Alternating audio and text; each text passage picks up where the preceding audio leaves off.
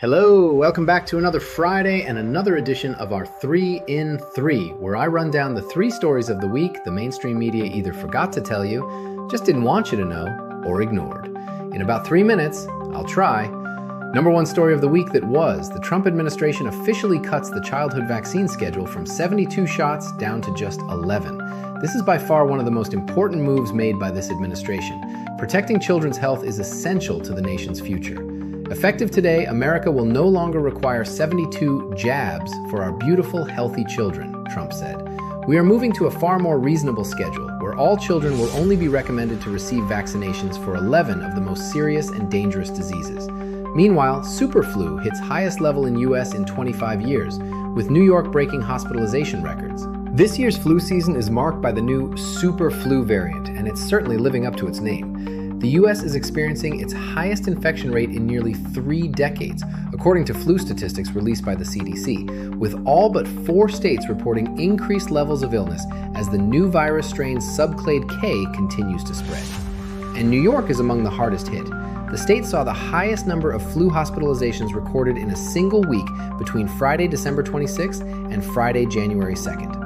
Outbreaks were also reported in Canada, the United Kingdom, and Japan, which saw over 6,000 cases and several hospitalizations of children.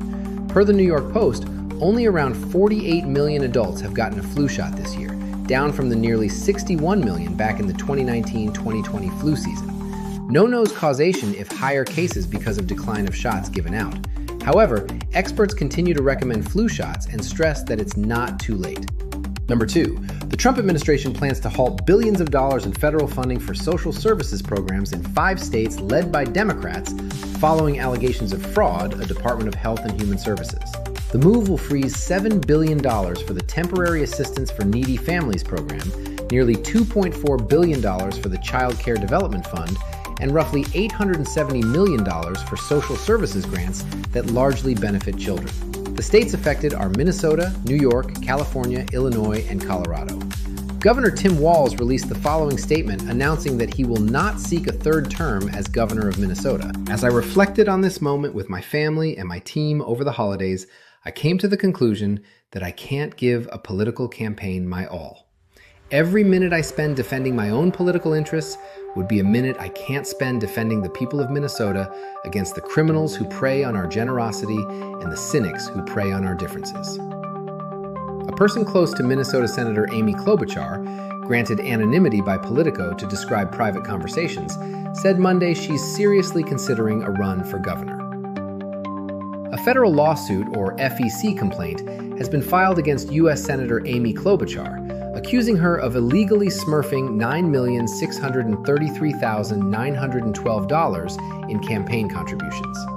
Klobuchar and her treasurer, Samuel Clark, are accused of stealing the identities of elderly senior citizens to carry out their smurfing. What is smurfing, you ask? Smurfing is the criminal laundering of money into political campaigns. It occurs when a candidate wants to hide millions of dollars in illegal donations by converting them into small donations and attributing them to random names of real people who have no idea their names are being used as contributors.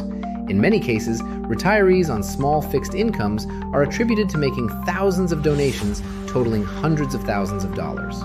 Both Democrats and Act Blue and Republicans with Win Red are accused of doing this. Allegedly, Klobuchar for Minnesota PAC takes $3,946,364 in 46,448 smurfing contributions from 5,160 contributors.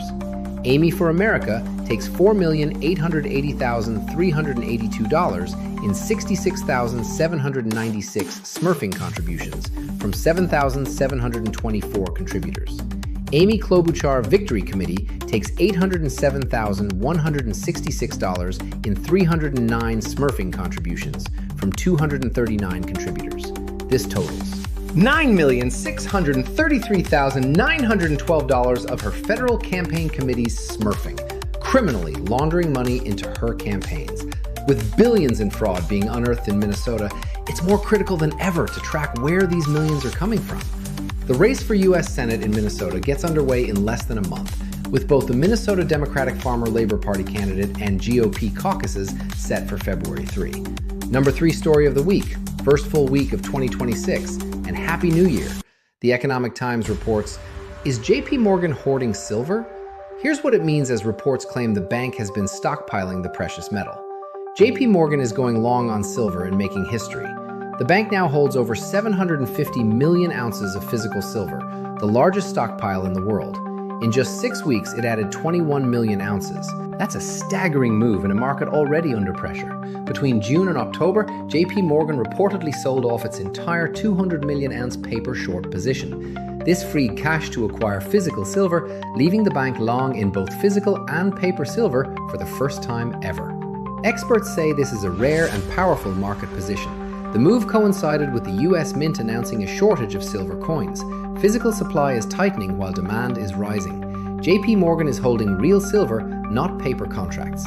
JP Morgan's dramatic reversal from a massive 200 million ounce short position in paper silver contracts to a net long stance between June and October 2025 represents a seismic shift in the dynamics of the physical silver market, effectively removing the greatest long-standing force of relentless downward price pressure. Historically, the bank's aggressive short selling on exchanges like COMEX has been accused of suppressing silver prices through the creation of vast paper supply via the derivatives market.